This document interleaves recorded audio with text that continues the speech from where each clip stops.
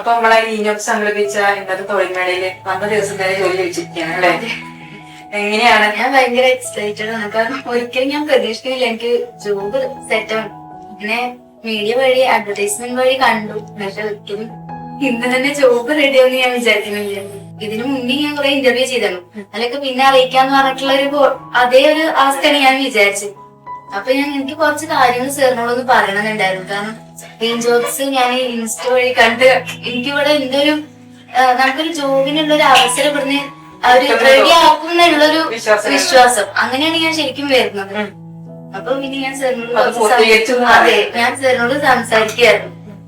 എനിക്ക് ഒരുപാട് കാലത്തെ ആഗ്രഹമായിരുന്നു ഒരു ജോബ് കിട്ടണം. പക്ഷെ ഇന്റർവ്യൂ അറ്റൻഡ് ചെയ്യുമ്പോൾ എല്ലാം അവര് പറയും എക്സ്പീരിയൻസ് വേണം, പിന്നെ എനിക്ക് കുറെ ഇയർ ഗ്യാപ്പ് ഉണ്ട്.